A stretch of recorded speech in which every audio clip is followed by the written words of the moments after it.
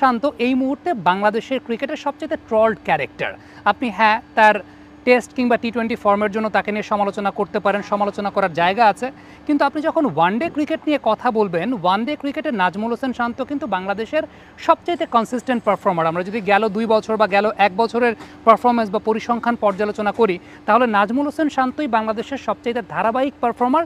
এটা আমি বলছি না, এটা পরিসংখ্যান বলছে। পরিসংখ্যান কিন্তু কখনো মিথ্যে কথা বলে না। দেখেন, সাম্প্রতিক সময় সোশ্যাল মিডিয়াতে একটা ব্যাপার নিয়ে খুব কথা হয়েছে জুনায়েদ ইমরোজ সিদ্দিকীকে নিয়ে। জুনায়েদ সিদ্দিকী টি-20 ক্রিকেটে ভালো টাচে ছিলেন, রানে ছিলেন, তারপরে তাকে সিলেক্টররা বাদ কেন দিয়েছিলেন? তাকে বাদ দিয়েছিলেন তার ওয়ানডে এবং তার টেস্টের ফর্ম খারাপের জন্য। এক্স্যাক্টলি, বাংলাদেশে একটা সময় এরকমও হয়েছে, আবার আমরা একটা সময় এরকমও দেখেছি যে এক ফরম্যাটে পারফর্ম করে আরেক ফরম্যাটের দলে সুযোগ পাচ্ছেন। শান্তর ক্ষেত্রে যে বিষয়টা উল্লেখযোগ্য যে হ্যাঁ, দুইটা ফরম্যাটে টি-20 এবং টেস্ট তার ফর্মের অবস্থা খুব বেশি ভালো না, কিন্তু ওয়ানডের পরিসংখ্যানটা সেটা কিন্তু কোনো মতে আপনি ফেলে দিতে পারবেন এবং সেটা বেস্ট পরিসংখ্যান।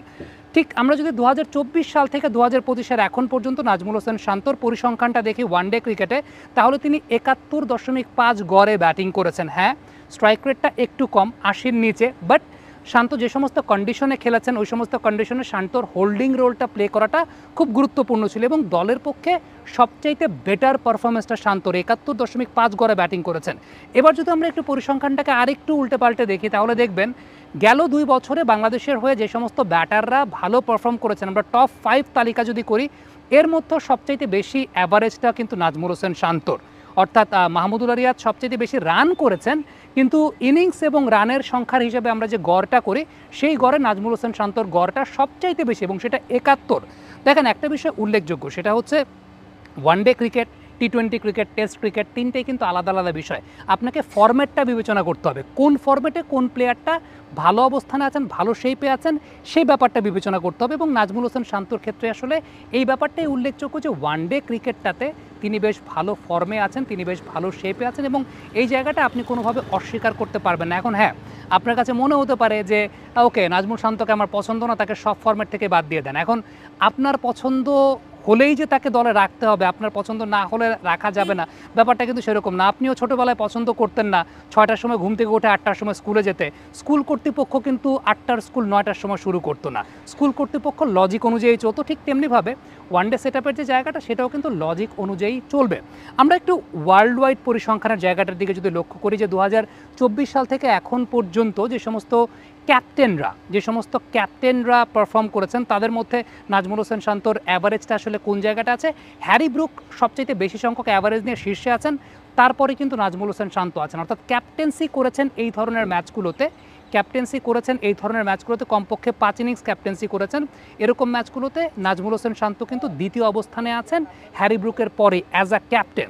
এবার এই পরিসংখ্যানটাকে আরেকটু ডিটেলে যদি আমরা যাই, তাহলে ওভারঅল ক্যাপ্টেন নন ক্যাপ্টেন ওভারঅল হিসাব যদি আমরা লক্ষ্য করে দেখি, সেখানেও কিন্তু নাজমুল হোসেন শান্ত 2 নম্বর অবস্থানে আছেন, সেটা লাস্ট 2 বছরের পার্সপেক্টিভ থেকে, অর্থাৎ 2024 সাল থেকে এখন পর্যন্ত। এখানে হ্যারি ব্রুকের নামটা এখানে থাকবে না, এই কারণে আপনারা অনেকে কনফিউজ হতে পারেন যে হ্যারি ব্রুককে একটু আগে 78 দেখালাম, ওইটা ছিল হ্যারি ব্রুক যে সমস্ত ম্যাচে ক্যাপ্টেন্সি করেছেন।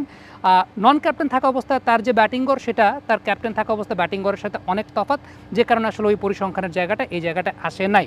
সো সব কিছু মিলিয়ে আপনি যদি ওয়ার্ল্ড ওয়াইডও পরিসংখ্যানের জায়গাটা চিন্তা করেন, নাজমুল হোসেন শান্ত কিন্তু বেশ ভালো পারফর্ম করে গেছেন। আর একটা উল্লেখযোগ্য বিষয় বলি, বাংলাদেশ শ্রীলঙ্কার সঙ্গে একটা ওয়ানডে সিরিজ খেলেছে গত বছর, সেই শ্রীলঙ্কার সঙ্গে ওয়ানডে সিরিজটাতে Najmul Hossain Shanto man of the tournament হয়েছেন। এরপর বাংলাদেশ আফগানিস্তানের সঙ্গে ওয়ানডে সিরিজ খেলেছে, সেখানেও নাজমুল হোসেন শান্ত একটা ম্যাচে ম্যান অফ দ্য ম্যাচ হয়েছে, সেটা তার লাস্ট ম্যাচ ছিল ইন্টারন্যাশনাল ওয়ানডে ক্রিকেটে। সো লাস্ট ম্যাচে যে প্লেয়ারটা ম্যান অফ দ্য ম্যাচ হয়েছেন, তার আগে যে প্লেয়ারটা ম্যান অফ দ্য সিরিজ হয়েছেন, তাকে আপনি আসলে কোন লজিকে বাদ দিতে বলবেন সেটা আমার মাথায় আসে না। পরিসংখ্যান কিন্তু কখনো মিথ্যা কথা বলে না, পরিসংখ্যান কিন্তু এই কথাটাই বলছে। সো ফ্যাক্টের জায়গাটা এইখানে। আমরা অনেক সময় দেখা যায় যে হাইপের বশবর্তী হয়ে সোশ্যাল মিডিয়া হাইপ, মানুষকে ট্রল করতে মজা লাগে, বাট বিবেচনা করা দরকার যে কোন ফরম্যাট নিয়ে আমরা কথা বলছি। হ্যাঁ, সমালোচনা তো অবশ্যই তার টি-20 এবং তার ওয়ানডের জায়গা নিয়ে, অবশ্যই টি-20 এবং টেস্টের জায়গা নিয়ে সমালোচনা অবশ্যই হবে, বাট ওয়ানডে ক্রিকেটে তিনি বেস্ট শেপেই আছেন এখন পর্যন্ত, যেটা আমরা দেখতে পেয়েছি। হ্যাঁ, তার যে স্ট্রাইক রেটটা, এখানে উন্নতি করার জায়গা আছে, টেকনিক্যাল কিছু লুফলসের জায়গা আছে, যেই লুফলসের জায়গাগুলো হয়তোবা তিনি রেকটিফাই করতে পারেন। আমরা নেক্সট আরেকটা ভিডিওতে নাজমুল শান্তর টেকনিক্যাল রেকটিফিকেশনের জায়গাগুলো নিয়ে আলোচনা করতে চাই, কারণ এই স্ট্রাইক রেটটা যদি আরেকটু প্রমিনেন্ট হতে পারে, আরেকটু বেটার হতে পারে, সেটা বাংলাদেশের পার্সপেক্টিভ থেকে কিন্তু অনেক বেশি মাত্রায় উপকারের জায়গা। So there is always room for betterment, there is always room for improvement. কিন্তু আপনি যদি একদম তার নাম দেখেই বলে দেন যে ওয়ানডে ক্রিকেটে তাকে বাদ দিয়ে দেওয়া যায় না, তাহলে আপনি আসলে বোকার স্বর্গে বসবাস করছেন, কারণ আপনি পরিসংখ্যান দেখেন না, আপনি জানেন না কি হচ্ছে, আপনি ফরম্যাট গুলিয়ে ফেলেন। ঠিক যে কারণে আপনি হয়তো বা একটা সময় বাংলাদেশের সিলেক্টরদেরকে ট্রল করতেন যে সিলেক্টররা এক ফরম্যাটের প্লেয়ারকে আরেক ফরম্যাটে খেলায়, আরেক ফরম্যাটে খারাপ খেললে আরেক ফরম্যাট থেকে বাদ দেয়। ঠিক সেই চিন্তা ভাবনার জায়গাটা আপনিও করছেন, একটু চিন্তা করে দেখেন। Thank you very much. Comment বক্সে আপনাদের মন্তব্য মতামত জানতে চাই।